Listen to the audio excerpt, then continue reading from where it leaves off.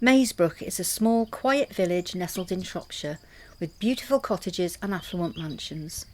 Overall, Maesbrook seemed like a peaceful village to reside. However, this would all change in 2008 when a murder would strike the village, putting Maesbrook on the map for its murder mansion.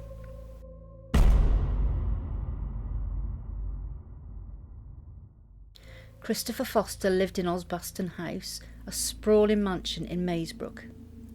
On the outside, he was a loving husband to Jill Foster and a devoted father to 15-year-old Kirsty Foster.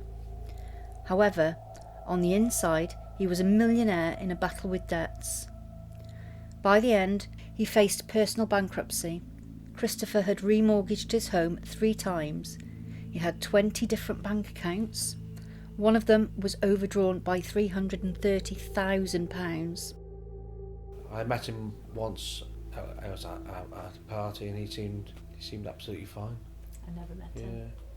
On the 25th of August 2008, the Foster family enjoyed their last day together at the gated mansion of John Hughes. He was hosting a barbecue and clay pigeon shoot.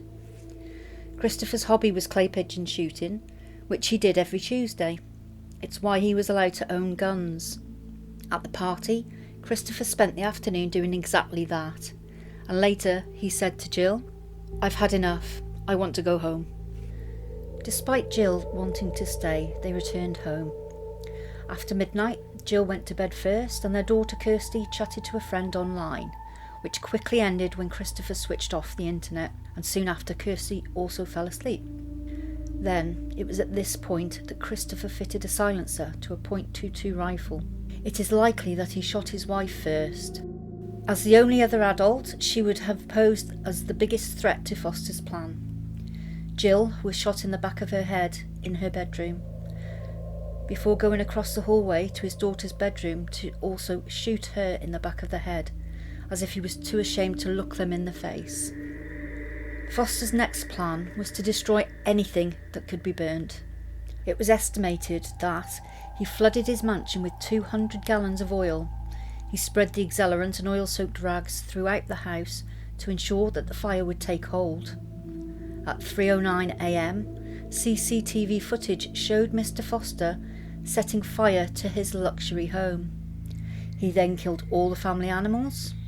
He shot dead the dogs and the horses. He also jammed a horse box against the entrance gate and shot out the tyres on it, as well as taking out the keys. As the flames burnt through his house, he climbed the stairs one last time. He lay down next to his wife's corpse. He brought a loaded gun with him, but he did not shoot himself, nor did the flames burn him alive. Instead, smoke inhalation kills him. Well, I was going to work. I was leaving the house about 7 o'clock. Got to the end of the road, and then I could see a load of smoke at the end of the driveway. I could see a fire engine. And my initial thought was, I thought maybe a toaster fire or something not serious. I didn't think anything else of it, and I just took a diversion and went to work the other way. Too early in the morning, really, for me to think of anything. And then I think my initial thought was just not really understanding what was going on, because it was a few hours later, and I came walking down the drive. I'd been in the garden with you and Zach. There was a guy in a suit at the gate, and I could see a lot of activity, and I just had no idea what was happening. And then he was the one that said, "Oh, there's been a big fire. Did you see anything?" So yeah, it was confusion to start with. It was just so close to us, wasn't it? You used to be able to see the house from our bathroom window before it burnt down, and I always liked the house as well. Lovely grand old house it was. 3-storey. Yeah, the fact it was so close, it was neighbours. The first fire crew arrived at 4:29 a.m, but first had to move the horse box out of the way. By the time they could get close enough, there was little they could do but contain the scene. The heat from the flames was so intense that all emergency services were unable to attempt entering. For the police, it was equally frustrating. Vital evidence was being destroyed before the investigators' very eyes.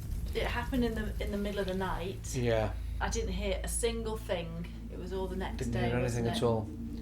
No. And then there were loads of sirens, really distant, nearby. Yeah, there was vans all parked up all different with satellite dishes on top and cars everywhere, and it was just chaos. I think because they closed the lane just there, we were then the next house along, this and the neighbours. Yeah.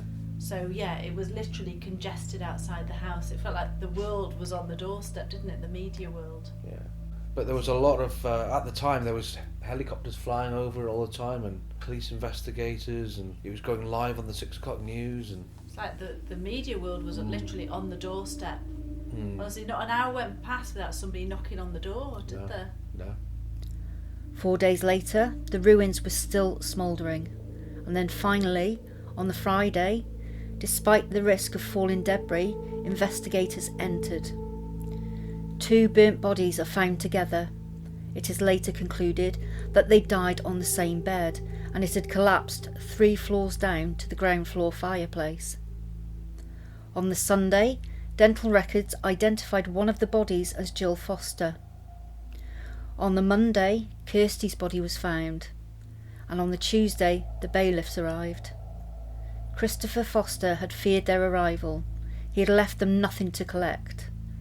In total, 12 fire crews dealt with the fire and took investigators 7 days just to remove all the bodies. Your question first. I was at work. Well, I'd been out all day. So when I got back from work, they'd already been, and they were going to come back the next day to question me. Yeah, they said it was a special detective who'd come up from Worcester, and he said he had to meet everybody in the area.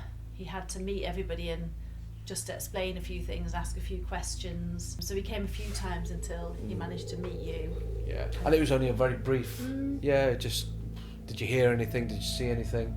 Did you know him? He was also the one that told us that it was a domestic incident, that it wasn't some external murder case going on. He was the one that said, don't worry, it's internal. They knew pretty much early on what was going on. The media didn't know, did they? The media didn't know, but there were all these stories. They were they'd already got the CCTV footage, I think, at that stage, so they knew what had happened. But for some reason, the media kept the story going for weeks, didn't they? It was a media storm. Yeah. The Foster family were laid to rest on the 19th of December 2008 in the local cemetery.